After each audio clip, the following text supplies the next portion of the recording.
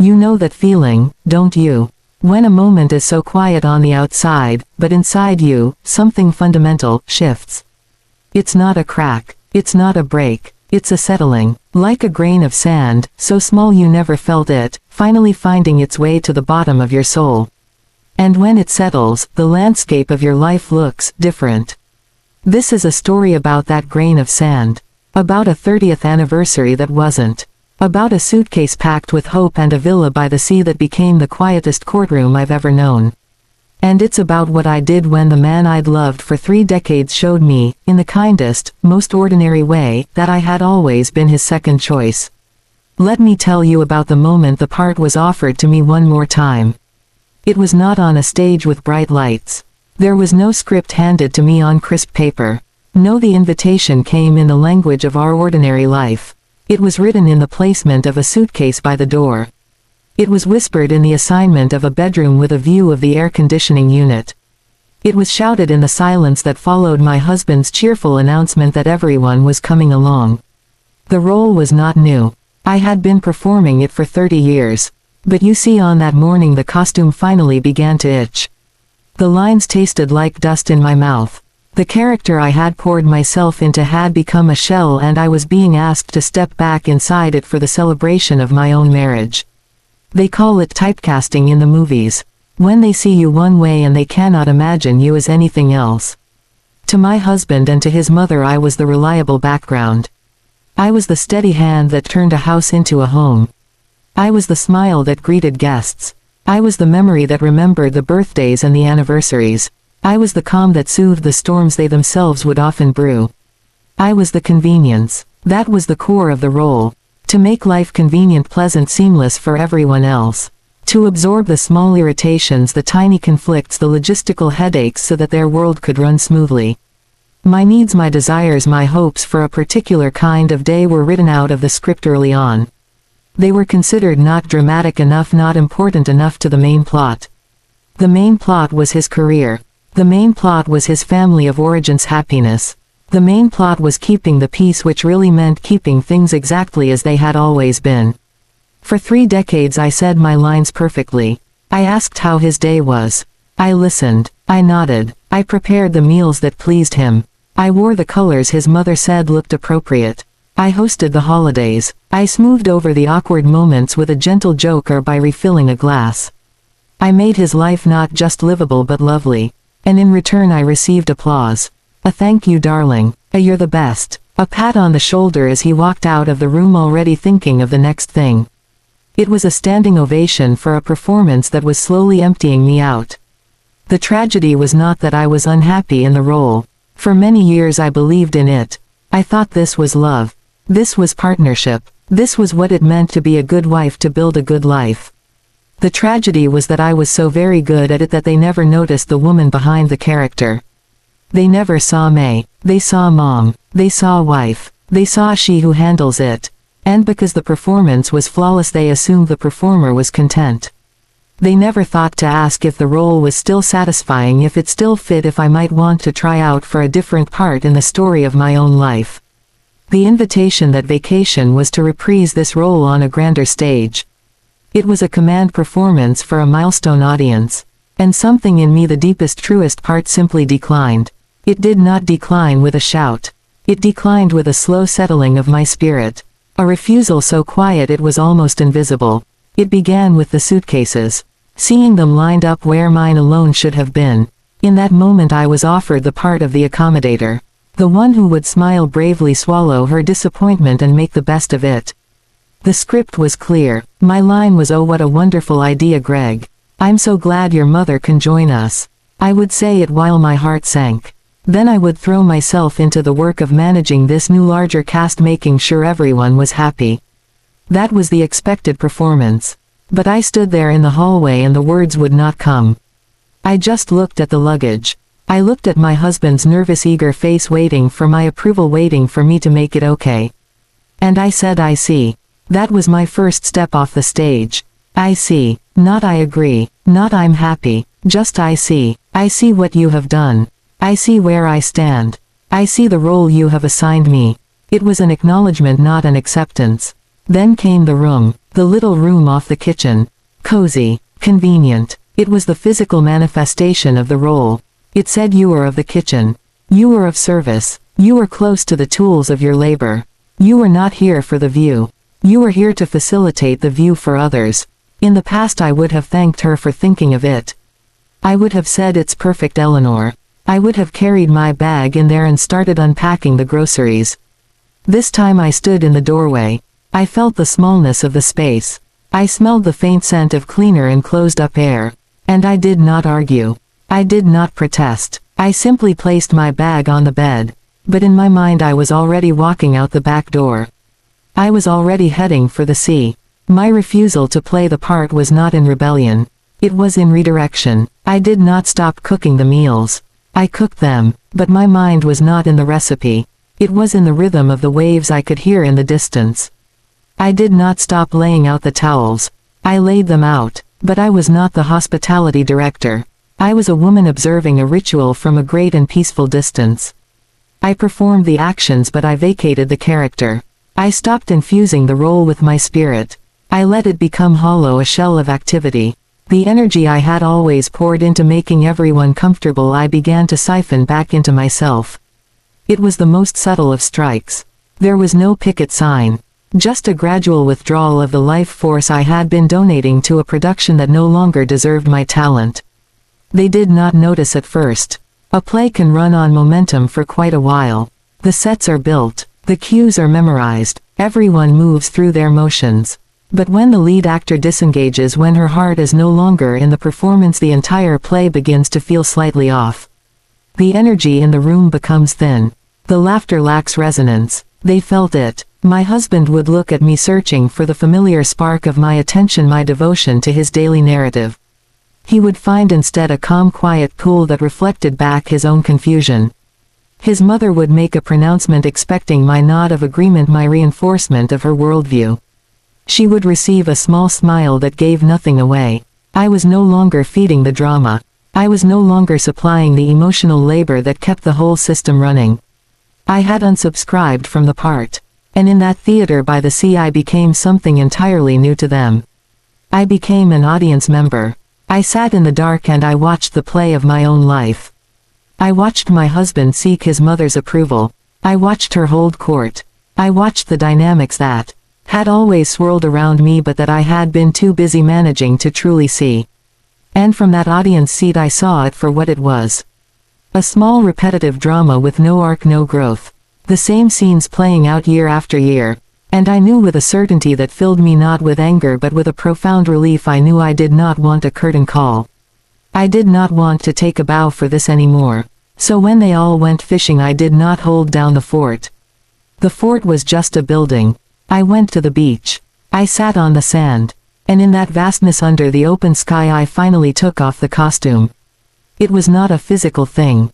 It was the weight of expectation, the shape of a person I had outgrown. I let the sun and the wind touch my own skin. I listened to my own thoughts without translating them for anyone else's consumption. I was not a wife. I was not a daughter-in-law. I was a woman sitting by the water. And it was enough. It was more than enough. It was everything. That was the true refusal. Not a no said to them. A yes whispered to myself. Yes to the silence. Yes to the solitude. Yes to the magnificent selfishness of my own company. By the time they returned sunburned and loud with stories I had already embarked on a new production. A one-woman show with an audience of one. It was the story of a woman remembering who she was before she learned all her lines. And that, my dear family, is a role no one can ever write for you. You have to discover it for yourself in the quiet moments when you stop performing and finally begin to breathe.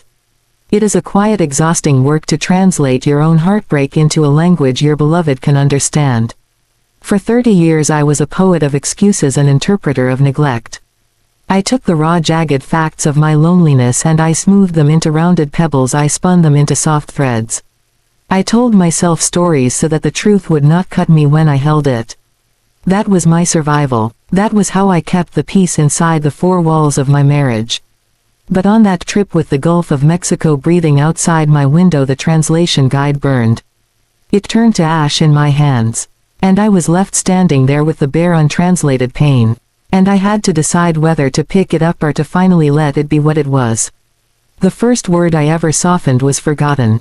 He forgot our first anniversary as a married couple. A meeting ran late, he said. The client was demanding. He came home with flowers from the gas station, their cellophane crackling a sad apology. My heart ached a sharp, distinct pang. But I looked at his tired face. I translated. I am married to a provider. A hard-working man. His forgetfulness is not about me, it is about his drive to build a life for us. This is how he loves. It became a noble thing. My small disappointment was the price a good wife pays for a secure future. I swallowed the pang. I put the flowers in water. I thanked him. Over the years I built a whole dictionary. Dismissed became he is under pressure. Ignored became he is in his own world. Taken for granted became he trusts my constancy. His mother's cutting remarks, her gentle relentless erasure of my preferences, from holidays, from meals, from conversations about our future, those I translated as her generation. Her tradition. Her love for her son. I made her cruelty a dialect of love. I made my silencing a sign of respect. The most profound translation was of my own silence. His. Ours. The spaces in our home where conversation should have lived. I called it comfort. I called it the easy peace of a long marriage. I told myself we did not need to fill the air with chatter. Our quiet was deep understanding. It was not. It was an empty room. But I furnished it in my mind with meaning. I hung curtains of contentment on the windows. I placed a rug of mutual respect on the floor. I lived in that furnished silence and called it home. The vacation was to be a translation of a different sort. A translation of 30 years into a week of golden celebration. But from the moment I saw the extra luggage, the dictionary failed me. There was no gentle word for this. There was no synonym for a milestone hijacked. The word that rose in my throat was betrayal. A clean, cold word. But I tried. God knows I tried in those first hours. I stood in my little room and I thought he wanted to share our joy. He is proud of us. He wants his family to see what we built. But then I heard the room assignments. I felt the expectation to serve settle on my shoulders like a familiar heavy shawl. And the translation family celebration began to peel away. The real words shimmered beneath. Convenience. Performance. Duty. The moment the old dictionary truly shattered was on the second day. I had made a large lunch, a spread of salads and cold meats and bread. Everyone had eaten. The conversation moved to the patio. The plates remained. The crumbs on the table, the empty glasses, the children's forks sticky with juice. I stood at the sink, my hands in the warm water. I looked through the window. They were all there. My husband, his brother, his mother. Laughing. The sun was on their faces. And a sentence formed in my mind so clear it was like it had been etched on the glass. I am the maid in the story of my own life. There was no translating that. Maid does not become matriarch. Maid does not become beloved.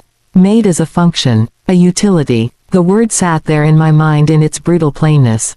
And for the first time I did not rush to find a prettier word. I let it be. I let the truth of it wash over me. It did not feel like anger. It felt like a chill. A clarifying chill. Like a fever breaking. From then on the translation stopped. I heard language for what it was. When Eleanor said, May doesn't mind the small room, she's practical, I did not hear a compliment on my nature. I heard, her comfort is negotiable. When Greg said, You're so good at all this, sweetheart, as I packed the beach bag for the 10th time, I did not hear gratitude. I heard a ratification of my role. The words were no longer slippery things I had to catch and reinterpret. They were simply stones dropped into the still water of my new understanding. Each one made a ripple that spread out and touched the shore of my soul. The final untranslatable moment was the one I overheard. The breeze carried their voices to me as I stood in the purple twilight by the car. Compliant. Easier. Background stuff. These were not words I had to work on. They were the plain unvarnished captions for the portrait of our marriage they held in their minds. My husband's voice agreeing. That was the period at the end of the sentence. The translation project was officially closed. In the silence that followed there was a profound emptiness. A terrifying clarity. I had no story to tell myself to soften this. No gentle lie to wrap around the shard of glass. So I did something revolutionary. I left the shard on the ground. I did not pick it up. I did not try to make it a jewel. I walked back into the villa and I was a woman walking in a world where words meant exactly what they said. This was the great liberation. To stop translating my pain was to finally acknowledge it had a language of its own. A valid one. Its grammar was grief. Its syntax was longing. I did not have to turn it into his language anymore. I did not have to make it palatable for the consumption of our marriage. It was mine, my private mother tongue of disappointment. And when I stopped translating for him, I slowly began to translate for myself. The ache in my chest when I watched a couple my age walking hand in hand on the beach, not speaking, just being, that was not envy. That was recognition. The deep tiredness I felt at the end of a day of catering to their happiness was not fatigue. It was erosion. The calm that came over me in my solitary walks was not resignation. It was presence. I began to learn my own vocabulary again. Words I had not used in decades. Enough. No. Mine. They felt strange in my mouth at first. I did not say them aloud. I practiced them in my mind as I walked the shoreline. This sand is mine. This moment is mine. This piece is enough. Without the buffer of translation, every interaction became more real, more stark, and in a strange way more respectful. I was no longer living in the gap between what happened and the story I told myself about it. I was living in the happening itself. And in that clear, cold air of reality I could finally see the path ahead. It was not paved with forgiven excuses. It was paved with simple, unadorned facts. And a fact once seen cannot be unseen. A word once understood in its true meaning cannot be misunderstood again. That is the power of laying down the dictionary. You stop explaining away your own life. You stop writing the footnotes for someone else's comfort. You let the text stand. And sometimes the text is brutal and short. It says he chose her. It says you were alone. It says it is over. And from that clean, sad, unedited page you can finally begin to write a new story for yourself. In your own words, without translation. For so long I had thought my love was a well, an endless deep source you could draw from and it would always replenish. I gave it freely. I gave it in the meals I cooked, in the clothes I folded, in the silence I kept when my words would have been difficult. I gave it in the patience I showed his mother, in the weekends I sacrificed for his work events. I believed love was this act of giving. And it is. But what I did not understand was that I had put my love on the bargain table. I had priced it so low. A kind word. From him, a brief touch on the shoulder, an absence of conflict. I would take these small coins and tell myself the account was balanced. My love was not a sacred offering held between two people.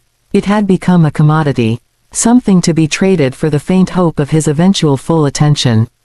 The vacation revealed the marketplace. It was all there under the sun. The currency of our relationship laid bare. I was expected to trade my labor, my peace, my solitude, my very anniversary for, what? For his mother's approval of him. For his own relief at not having to navigate between us. For the convenient narrative of a happy family man. He was spending my love to purchase his own comfort and his family's image. And I was the foolish merchant saying yes, yes, the price is fine. The moment I understood this was not a moment of outrage. It was a moment of stillness. A profound internal quiet. I watched them all at the large dining table that first night. The talk was loud and overlapping. His mother held the center. Greg was animated, laughing at his brother's jokes, seeking his mother's smile.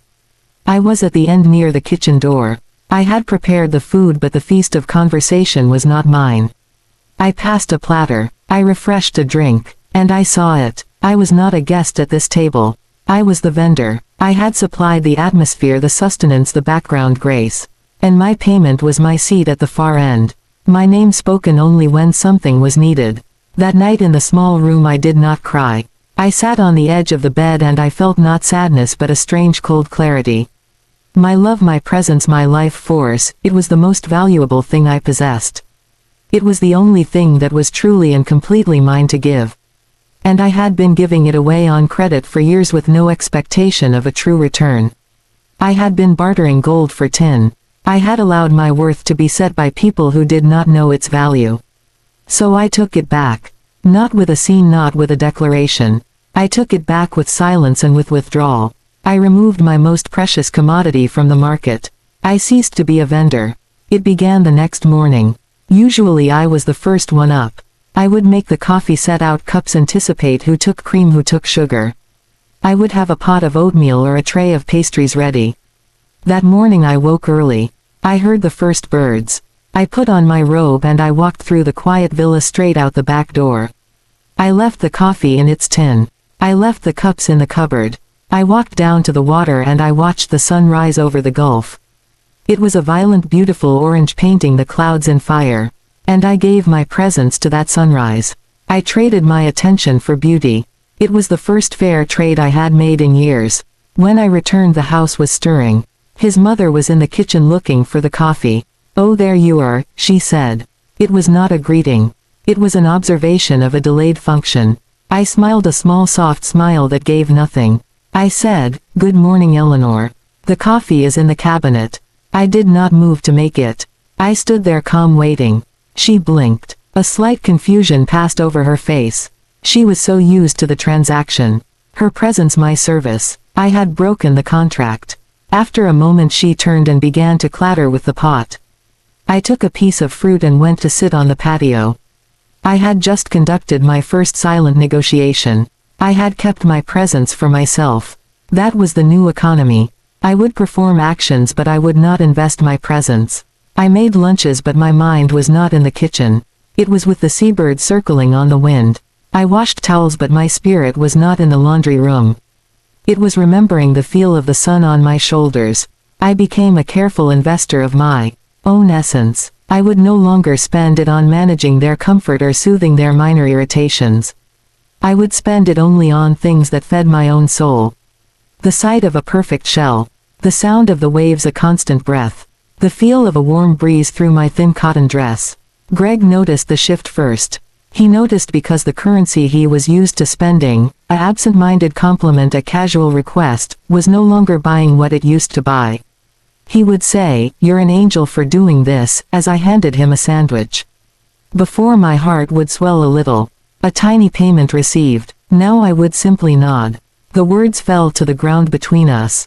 He could not purchase my smile with them anymore. He would touch my back as he passed by. A touch that once felt like a deposit in the account of our intimacy now felt like a faint echo. I did not pull away. But I did not lean in. My presence was no longer available for withdrawal with such a small token. I saw his confusion. It was the confusion of a man who goes to a familiar market with familiar coins and finds the stall closed. The goods he took for granted locked away behind a clear sheet of glass. He could see them. They were still there. The care, the attention, the peace I provided. But he could not access them with the cheap currency of his old habits. He would have to produce something new, something real. And he did not know how. He had never needed to learn. The most powerful act of reclamation was my solitude. When they all left for the fishing trip, the villa was not a fort to be held. It was a temple, empty and full of light. I did not clean up the breakfast dishes. I left them on the table. I made a cup of tea just for me. I took my book and I walked to my cove. And for those long golden hours my presence was entirely my own. I traded it with no one. I invested it in the sand, the water, the pages of a novel, the wanderings of my own untethered thoughts. The return was immense, a dividend of peace so thick I could feel it in my lungs. When they returned, boisterous, sunburned, full of stories, I was sitting on the patio reading. I had been present in my own life for hours. I looked up. I smiled. I listened. But the core of me, the precious attention that is the spark of a person, it did not fly out to them. It remained within me, a warm, steady flame. I offered them courtesy. I did not offer them my essence. This is what it means to take your presence off the bargain table. You stop being available for purchase with small change. You stop allowing your worth to be determined by the low bids of others. You reclaim your own attention and you become ruthless about where you place it. By the end of that week I was the richest I had ever been. My emotional coffers were full because I had stopped spending wildly on others and had begun to invest deeply in myself. The loneliness I had feared, the loneliness that had driven me to accept pennies for my love, that loneliness vanished. Because I was now in constant, vibrant, profound company. My own. I was no longer a merchant in the marketplace of my marriage. I had become a treasure unto myself. And a treasure does not negotiate. It does not seek buyers. It simply is valuable. complete, held in its own secure vault, waiting not for a spender but for someone who recognizes its worth without needing to see a price tag. And if such a person never comes, the treasure loses none of its value. It shines in the darkness of its own keeping. My life had been a study in consequence management. I was the absorber, the deflector, the soft place where the repercussions of other people's choices would land and go still. If Greg forgot to pay a bill, I paid it before the late fee and said nothing of his forgetfulness. The consequence of his neglect was mine to bear. If his mother made a plan that overruled one of mine, I would swallow my disappointment and adjust. The consequence of her presumption was my reshaped day. I had built a system of emotional floodgates, and I stood at the lever directing the waters of chaos away from them so their lives could remain calm and undisturbed. I thought this was love. This protection. This constant vigilant stewardship of their peace. What it was a theft. I was stealing from them the right to feel the full weight of their own actions. And I was crushing myself under a weight that was never mine to carry. That vacation was where I let the river flow. I took my hand off the lever. I stepped back from the floodgates. And I allowed the natural consequences of the world they had created to find their rightful owners. It began with the small things. The things I had always corrected without a thought. The first morning after I stopped making the coffee, the kitchen was a place of mild frustration. His mother could not find the filters. Greg measured the grounds wrong. The pot was weak and bitter. There was a tangible irritation in the air. A consequence. The consequence of adults who had never had to learn a basic task because I had always been the task. I sat on the patio with my book. I heard the muttered complaints. I felt the old familiar tug in my chest, the instinct to jump up and fix it, to soothe the irritation, to restore order. I stayed in my chair. I took a slow breath of salt air. I let the consequence live in the kitchen where it belonged. It was not mine to drink that bitter coffee. I had made my own tea. Lunch that day was a symphony of minor discord. I made sandwiches as I said I would. But I did not also make the side salad, I did not slice the fruit, I did not lay out the chips in a bowl. I placed the sandwiches on the counter. I said, "Lunch is ready," and I went to my room to fetch my hat. When I returned, they were standing around the kitchen holding their plates, looking for the rest of it. "Is there anything else, May?" his brother asked. I smiled a gentle smile. "The bread is in the pantry," I said. "And there is fruit in the refrigerator." I took my sandwich and went outside. The consequence of their expectation of a fully curated meal was a moment of confusion, of self-service. A tiny ripple, but it was theirs. I did not swim in it. The beach trips were the same. I would lay out my own towel. One towel. I would bring my own book and my own bottle of water. I stopped being the pack mule for the group. I stopped counting heads for sunscreen. The first time his niece got a mild burn on her shoulders, there was a flutter of concern. "May, did you bring the aloe?" his sister-in-law asked. I looked up from my page. "No, I didn't," I said calmly. "I only packed for myself." A small silence. The consequence of a parent not packing for her own child was a pink tinge on small shoulders. It was not a tragedy. It was a lesson that had always been mine to teach by preemptive action. Now it was hers to learn through experience. The real test came with the emotional weather. His mother was a master of the subtle barb the comment meant to belittle under the guise of concern. She would say something cutting about my family, about my cooking, about the way I kept my home. In the past I would absorb it. I would smile tightly or make a quiet excuse or simply let the sting sit in my own heart. I would manage the consequence of her cruelty by feeling it all myself so that Greg would not be uncomfortable. I would spare him the conflict. One afternoon on the patio she began on the subject of my career, or rather the career I had left when I married Greg.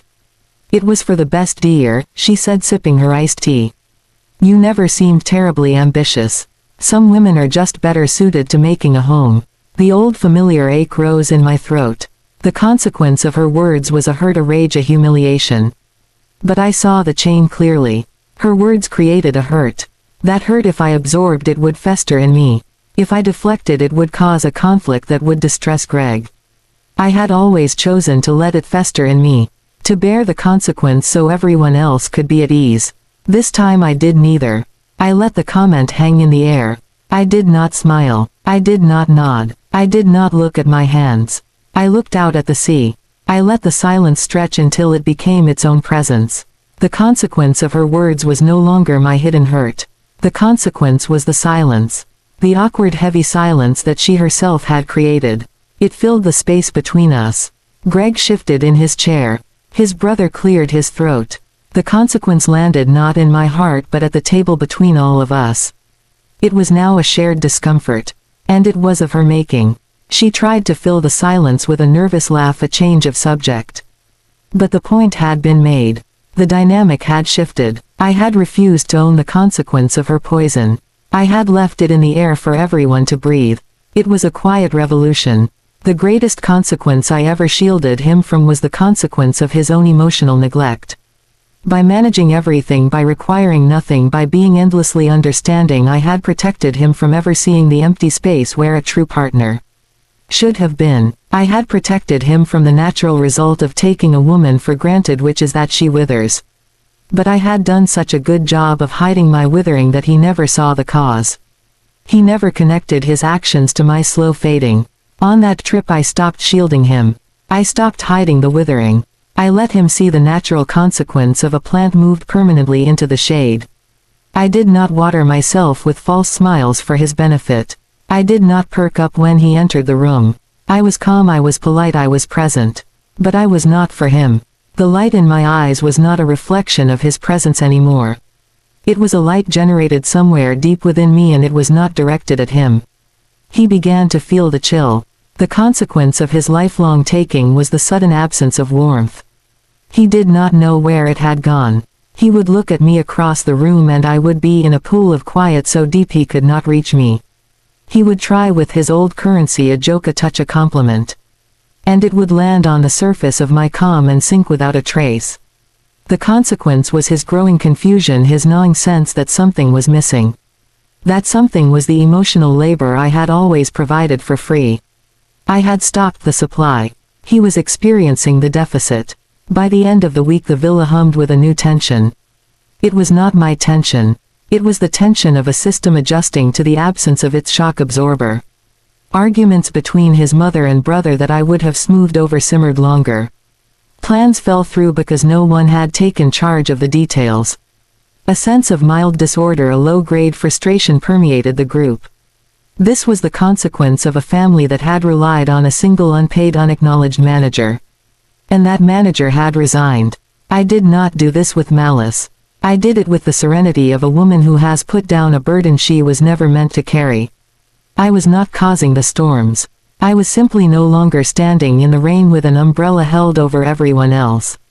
I had stepped onto the porch. I was dry, and I watched as they felt for the first time the drizzle of the world they had co-created. Allowing consequences to belong to their rightful owners is an act of profound respect. It says I believe you are strong enough to handle the results of your choices. It says I am not your insulator from reality. It says your discomfort is not my emergency to solve. It is the opposite of control. It is surrender. A surrender of a responsibility that was never yours to hold. When we returned home the habit was set. I did not rush to manage his life. When he misplaced his keys I did not drop what I was doing to find them. I said, I hope you find them, and continued reading my book. The consequence of his haste was his late departure, his annoyance. It was his. When he forgot to call his sister on her birthday, the consequence was her hurt feelings directed at him, not at me for not reminding him. I let the phone ring. I let him have the conversation. It was the ultimate act of love I could offer him, though he did not see it as love. It was the love of truth. The love that allows a person to grow by feeling the full sun and the full rain of their own life. I had shaded him for too long. I was not helping him. I was stunting him, and I was breaking myself in the process. So I let the consequences fall where they may. And a strange thing happened. The weight I had carried for 30 years began to lift. My shoulders straightened. My breath came easier. I was no longer Atlas holding up a world that belonged to others. I was just a woman standing on her own patch of earth, feeling the sun on her face and ready at last to bear only the beautiful weight of her own life. I carried a ghost with me for 30 years. He lived in the house with us, this phantom. He was the young man with hopeful eyes who held my hand and spoke of a future built together. He was the one who saw me truly, May the woman, not just the agreeable girlfriend, the suitable wife. He was the partner I believed existed beneath the layers of career and habit and family obligation. I loved that ghost fiercely. I poured my best years into a vessel I thought was him. I made excuses for the living man by appealing to the ghost. He's not himself, he's under so much pressure. I was talking to the ghost. He doesn't mean to be distant, he's just tired. I was comforting the ghost. The ghost was my compass, my solace, my reason for staying. I was in love with a memory, a promise, a potential. And I mourned him every single day without even knowing I was in mourning. The vacation was the funeral. It was where I had to stand at the water's edge and finally say goodbye to the man I thought he was. The salt air, the relentless sun, the vast indifference of the sea, they refused the gentle lies. They demanded clarity. I could not bring the ghost to that beach. The light was too bright. There was no shadow for him to hide in.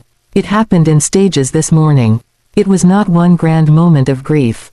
It was a series of small relinquishments. The first was the relinquishment of the provider. I had always translated his absences, his preoccupation with work, as the sacrifice of a good man building a life for us. On that trip, work was not an excuse. He was present in body. And yet he was absent. He was providing nothing for us. He was providing ease for his mother, entertainment for his brother, convenience for himself. He was not building a life with me. He was furnishing a stage for his family of origin with me as the stagehand. The ghost of the provider dissolved in that tropical sun. I saw the living man choosing his audience, and it was not me. The second relinquishment was harder. The ghost of the protector. The man who would stand between me and any hurt. I realized that ghost had never really existed. I had conjured him from a few early gestures. But the living man had never protected me. He had delivered me to the subtle warfare of his mother's disapproval again and again. He had allowed my feelings to be the casualty in the peace treaty with his family. On that trip he had not protected me from the humiliation of the small room. He had not protected our anniversary from becoming a group excursion. He did not protect my heart when he agreed with his mother that I was compliant, convenient background. The ghost of the protector vanished then. Poof, like mist burned off by the morning. The living man was not my shield. He was sometimes the one holding the knife. Not with malice but with a carelessness that cut just as deep. The third was the ghost of the friend. The one who wanted to know my thoughts, who found joy in my company, who chose me first for conversation, for laughter, for quiet companionship. That ghost had been growing fainter for years. On that beach he died completely. I watched the living man. Who did he seek out? His brother for boisterous jokes. His mother for reassurance. He shared glances with them, plans with them, history with them. He would talk to me of logistics. Did we need more milk? Had I seen his blue shirt? Our conversation was the hum of appliance talk. The ghost of my friend, I had to lay him to rest in the dunes. The living man did not know me anymore. And he did not seem to wish to. Letting go of these phantoms was agony. A quiet internal scream. It felt like a failure. My life's work had been to believe in those ghosts, to keep them alive. To say goodbye was to admit I had been loving a series of beautiful echoes. My marriage had been a seance. And I was finally turning on the lights. But with the morning came the seeing. Clear-eyed, unflinching seeing. When the ghosts were gone I could look at the living man, Greg, in the stark daylight. I saw a boy, a man aged in body but in spirit still a boy, seeking his mother's approving nod. I saw how her opinion was the compass by which he still navigated his worth. His choices, even the choice to marry me, I now understood had likely passed through the filter of her approval. I saw his deep need for ease, for a path of least resistance. My compliance had been a paved road for him. My silence a comfortable quiet. He did not love the storm in me because he had never had to face it. I had always weathered my own storms internally so as not to disturb his peace. I saw his emotional laziness. It was not cruelty. It was a laziness born of a system that had always served him. Why learn to truly see a woman when she constantly presents herself for your easy viewing? Why learn to cherish when you are given without asking? Why learn to protect when the target never complains? He was not a villain. He was a product of his upbringing, of my endless giving, of a society that taught him his center was the natural order of things. Seeing him this way was the greatest act of respect I could offer. I was finally seeing the real man. Not the man I needed him to be, not the man he might become, not the man he occasionally pretended to be. The man who was. The man who chose his mother on our 30th anniversary. The man who could watch me fade into the wallpaper and call it harmony. The man who could confuse use with love. This clear seeing brought a shocking peace. The war was over. The war between the ghost and the living man, between my hope and my reality. The conflict that had raged in my soul for decades simply ceased. There was no more disappointment. You can only be disappointed when you have expectations. I had none left for him. I released him from the prison of my expectations. I set us both free. With that peace came a new feeling. Not love as I had known it. Not the desperate clinging love that fears abandonment. This was something quieter. It might have been pity, but it was not condescending. It was a profound recognition of his limitation. He was incapable of giving me what I needed. Not because he was withholding, but because he did not possess it. It was like being angry at a tree for not giving you water. You stop being angry, you just go to the well. And I saw my own part.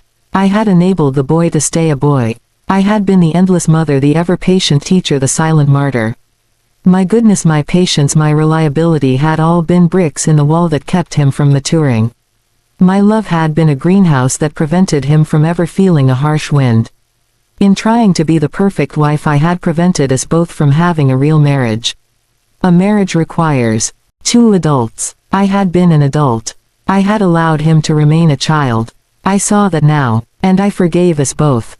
So I mourned. I mourned the walks not taken, the conversations not had, the laughter that belonged to other couples. I mourned the touch that might have been a true meeting of skins, not just a habit. I mourned the future I had pictured, the golden years of companionship that would never be. I let the grief wash over me on my solitary walks. I cried for the ghost of the man I loved and for the woman who had loved him so faithfully. I cried for the life we had built that was really just a beautifully decorated waiting room. And then one afternoon the crying stopped. The well of tears ran dry. I looked at the living man across the patio. He was reading a magazine. He was just a man. A man with flaws and fears and a history that was entwined with mine. He was no longer my son. He was not even my storm. He was just a familiar piece of the landscape.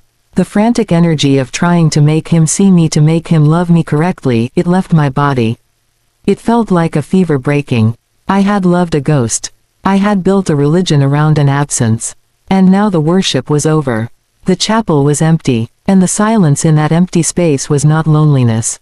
It was sanctuary. It was the first day of a new world. A world where I could finally see what was real. And begin the slow, tender work of building a life not on a memory but on the solid, unromantic ground of truth. The man I married was gone. He had never really existed. The man before me was a stranger I had lived with for 30 years. And it was time for me to introduce myself to myself. And to learn what it might be like to live without ghosts. Home was not the house with the blue shutters on Maple Street. Home had been a moving target, a destination just over the horizon. Home was his smile when I got dinner right. Home was the fleeting peace after his mother's visits. Home was the fantasy of a quiet evening where he would really see me. I had spent 30 years building a structure for other people to feel at home in while I lived in the foundation in the dark, carrying the weight. The vacation did not break me. It gave me a new compass. And the needle did not point back to Maple Street.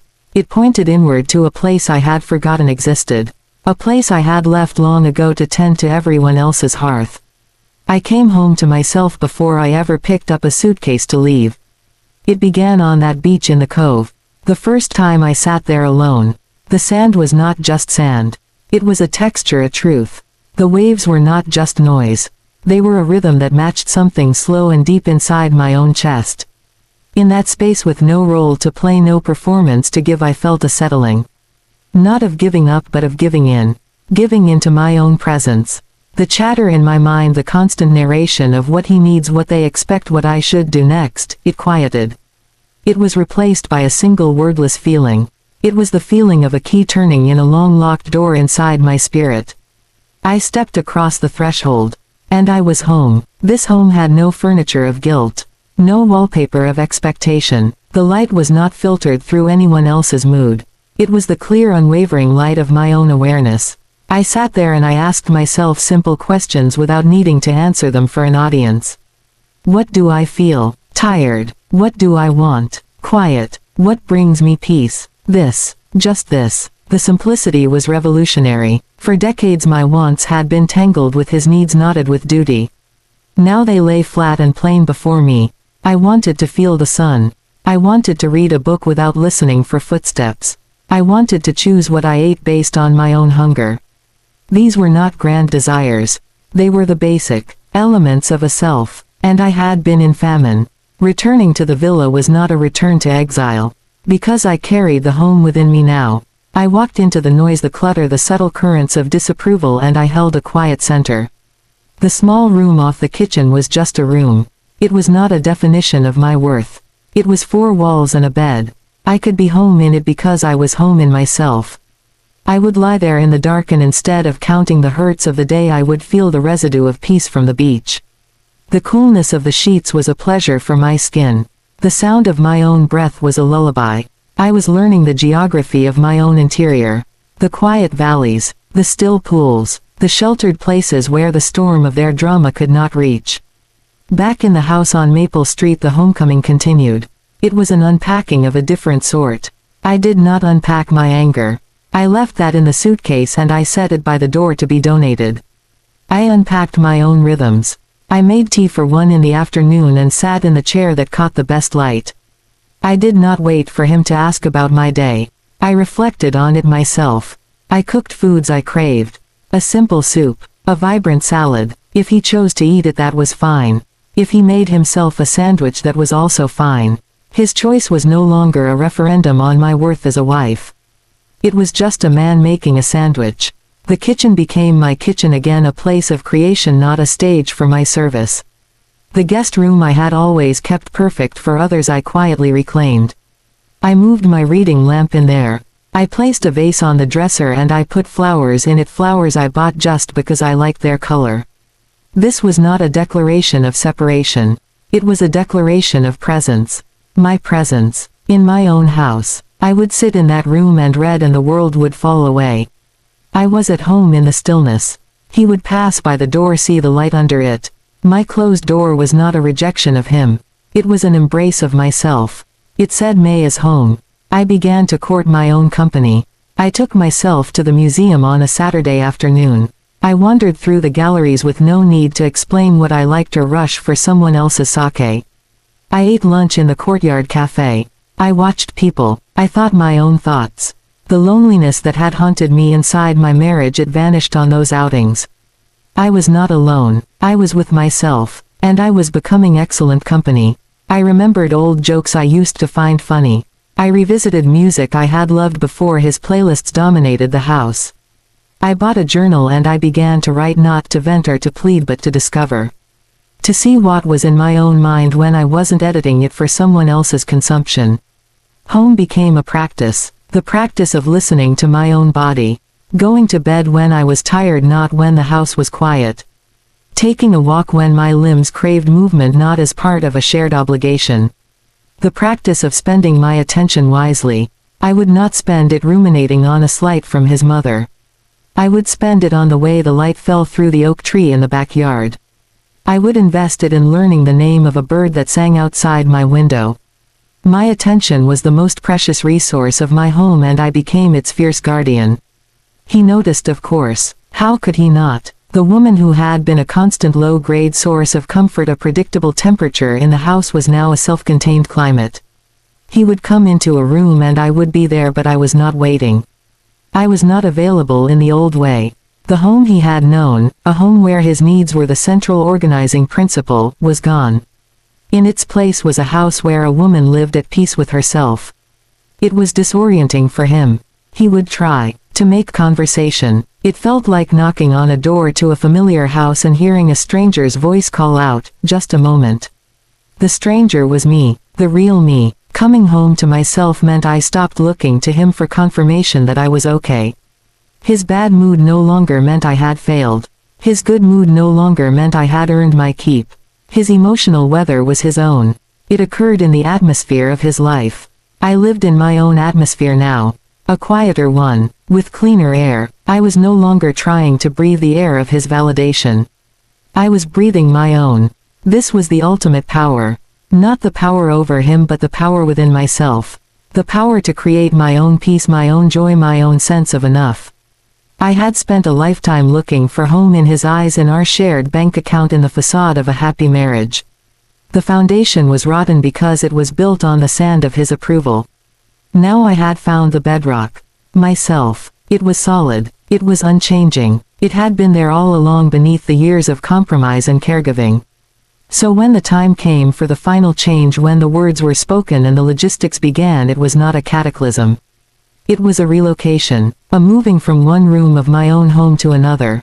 The divorce was not the loss of my home. I was already home. It was simply the legal acknowledgement that we had been living in different countries for a very long time. He had been visiting the country of our marriage, a place I had tirelessly curated and maintained. I had finally moved permanently to the country of May, a sovereign nation, with a population of 1. And the borders were finally closed to the chaos of his family, the drain of his neglect, the false citizenship of a wife who was never truly seen. I came home, to the woman who knows how she takes her tea, to the woman who loves the silence of early morning, to the woman who can sit with her own sadness without rushing to fix it, to the woman whose worth is not a question to be answered by a man or a mother-in-law or a societal checklist. I came home to a love that asks for nothing but honesty. A love that is patient and kind and does not keep a record of wrongs. The love I had been trying to give to everyone else for my whole life. I finally turned it inward. And I found it was more than enough. It was everything. I am home, and no one can ever evict me again.